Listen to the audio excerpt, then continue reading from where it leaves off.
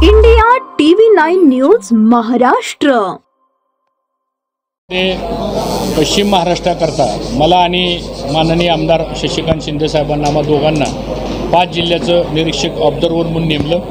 त्याप्रमाणे 3 जिल्हे आमचे झाले। आज सोलापूर जिल्हा होता आणि पुढच्या 4 दिवसामध्ये कोल्हापूरची पण एक बैठक आम्हाला घ्यायची। साधारणतः 4-5 विषयाकरता ही बैठक आम्ही बोलवली होती आणि मला असं वाटतं ह्या बैठकीला या जिल्ह्यातले आमच्या पक्षाचे आमदार, खासदार, सगळे आजी माजी पदाधिकारी, पराभूत झालेले उमेदवार, तालुका अध्यक्ष, जिल्ह्याचे सगळे पदाधिकारी, हे सगळे प्रमुख कार्यकर्त्यांना आम्ही बोलवलं होतं आणि सगळं उपस्थित होते।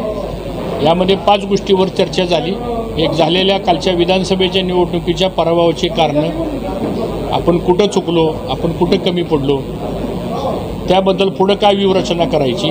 दुसरा मुद्दा, संघटना बाबीवरती संघटना मजबूत करण्याकरता काय काय सूचना आम्ही प्रत्येक कार्यकर्त्याकडून घेतल्या। त्यानंतर सभासद नोंदणी हा एक विषय त्याच्यामध्ये घेतला। त्यानंतर सर्वसामान्य जनतेच्या समोर जे आता प्रश्न निर्माण झालेले आहे, प्रामुख्यानं शेतकऱ्यांच्या कर्जमाफीचा प्रश्न, महायुतीच्या सरकारच्या माध्यमातून कर्जमाफीचा विषय हा त्यांनी त्यांच्या जाहीरनाम्यामध्ये नमूद केला होता, तर त्या कर्जमाफीच्या संदर्भात कुठलाही ठोस निर्णय झाला नाही। लाडकी बहीण योजना, बऱ्याच महिलांची नावं ही विधानसभा झाल्यानंतर शासनानं वेगवेगळे कारणं सांगून ती नावं कमी करण्याची प्रक्रिया सुरू झालेली आहे। त्या महिलांचे प्रश्न आहेत। त्याचबरोबर दुष्काळी परिस्थिती समोर आली, आता विजेची टंचाई वाढलेली आहे। बऱ्याच गावामध्ये पिण्याच्या पाण्याच्या टँकरची मागणी वाढायला लागलेली आहे। बऱ्याच गावामध्ये 2 हाताला मजुरांना काम नाही, रोजगार हमीच्या कामाच्या संदर्भातला विषय असेल, असे बरेच विषय आहेत। शेतकऱ्यांचे प्रश्न आहेत। त्याचबरोबर आता परवाचं गॅस सिलेंडर 50 रुपयांनी महाग झालेलं आहे, त्यामुळं महागाई वाढायला लागलेली आहे। यामुळं सर्वसामान्य जनता ही त्रस्त झालेली आहे। तर त्याच्यावर पक्षाची भूमिका काय घ्यावी, अशा बऱ्याच विषयावरती विचारमंथन झालं आणि हा सगळा अहवाल आम्ही तयार करू। माननीय शशिकांत शिंदे साहेब, आम्ही प्रांताध्यक्षपर्यंत हा अहवाल देऊ आणि त्याप्रमाणे पुढची कारवाई होईल। जसं की आपण म्हणालात की शेतकरी कर्जमाफीचा मुद्दा प्रलंबित आहे। सत्ताधाऱ्यांनी आश्वासन दिलं होतं, मात्र ते आता तिथून परावृत्त होत आहेत।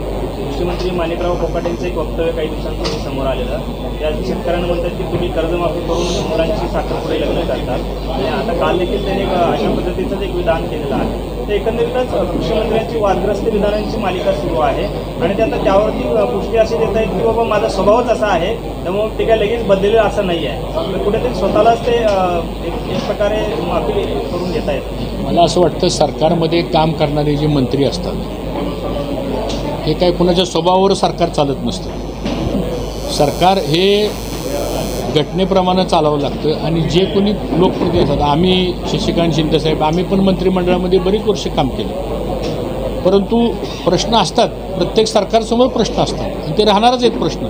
पण ते प्रश्न ज्यावेळेस पुढे येतात त्यावेळेस आपण जबाबदारीनं त्या प्रश्नाला न्याय देण्याची भूमिका घ्यायची असते। हे दुर्दैव आहे महाराष्ट्राचं की अशा प्रकारची वक्तव्य होत असतील तर ह्या राज्यातल्या शेतकऱ्यांनी जायचं कुणाकडे? कृषी मंत्री हा राज्यातल्या शेतकऱ्याचा प्रमुख आहे।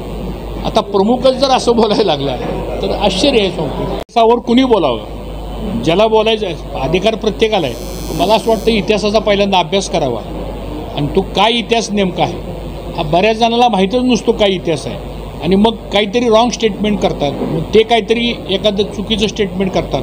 तुम्ही आम्हाला विचारता ह्याच्यावर तुमची प्रतिक्रिया काय? आता मुळात इतिहासाचा अभ्यास नसताना जर कोणी एखादं स्टेटमेंट केलं तर खरं त्यांना विचारायला पाहिजे की हे तुम्ही कशाच्या आधारे केलं, तुम्ही आम्हाला कोट दाखवा की हा जो कोट आहे इतिहासामधला तो दाखवा, आम्हाला रेफरन्सेस दाखवा। असं होत नाही आणि मग कारण नसताना ज्यांनी कर्तृत्व संपन्न करून इतिहास घडवला आहे त्यांच्यावर अन्याय होतो ना, त्यांच्या कर्तृत्वाला, असं माझं मत। शिंदे साहेब, एक प्रश्न आहे, खरं तर इतिहासाचा विषय निघाला, महात्मा जयंती आहे, पुढील वर्षी चित्रपट पण येतोय, तुम्ही भाषणामध्ये देखील उल्लेख केला होता, नेमकी काय भूमिका आहे अशा चित्रपटामध्ये? छावाचा देखील उल्लेख आपण केला नाही, यामध्ये छावा चित्रपटाच्या नंतर ज्या पद्धतीने कोरटकर असतील, त्यानंतर त्या ठिकाणी आता राहुल पुरकर असतील, त्यांनी जे स्टेटमेंट दिलं आहे महाराष्ट्राला पटणारच नव्हतं. आणि हे झाल्यानंतर आता महात्मा ज्योतिबा फुलेंचं या ठिकाणी आता चित्रपट येतो आहे, त्यावर काही समाजाने आक्षेप घेतलेला आहे. सत्य घटना किंवा सत्य परिस्थिती कोणी दाखवत असेल, लोकशाहीमध्ये प्रत्येकाला मांडण्याचा अधिकार आहे.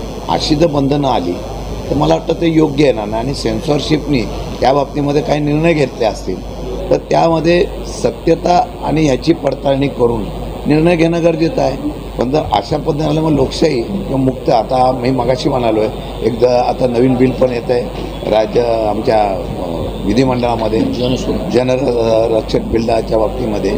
त्यामध्ये सुद्धा ज्या पद्धतीने बिलाची मांडणी आहे ती नक्षलवाद्यांच्या संदर्भामध्ये असेल तर त्याचा विचार निश्चितपणाने करू, परंतु त्याच्या आडून जर कुठल्या प्रकारे व्यक्ती स्वातंत्र्यावर जर घाला येणार असेल मग आपोआप ही हुकुमशाही येते. अशा प्रकारची परिस्थिती आहे. सत्ता आहे म्हणून काही मुद्दे मांडण्यासाठी बंदी येत असेल तर ते मला वाटतं चुकीचं आहे.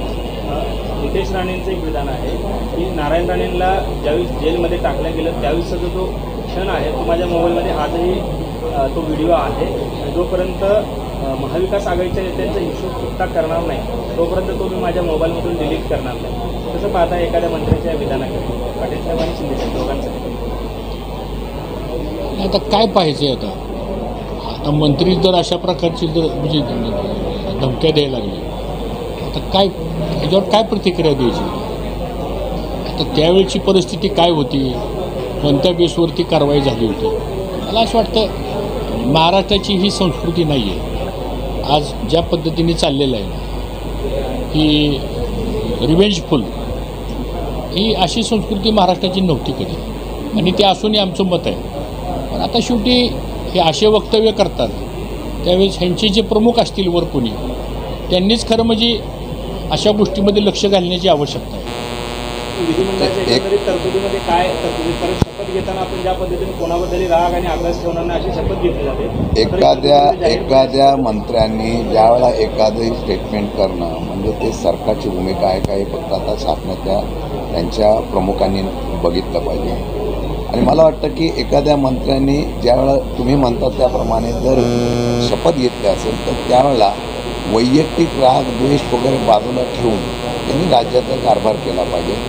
मंत्री हा राज्याचा असतो, हा मंत्री वैयक्तिक नसतो. आणि मग याचा अर्थ असा होतो की स्वतःच्या सत्तेचा उपयोग करून मग त्या सत्तेचा उपयोग आम्ही मागच्या असलेल्या द्वेषातून राजकारण करण्यासाठी करत असाल तर याचं चित्र असंच होतं आहे की तुम्ही स्पष्ट शब्दात असं सांगता की याच्या पुढे आम्ही जशात तसं त्यांनी केलं असं करणार. मग केंद्रामध्ये जी अपेक्षा आम्ही व्यक्त करतो राज्यामध्ये तीच प्रकारे आपण अपेक्षा व्यक्त करतो आहे.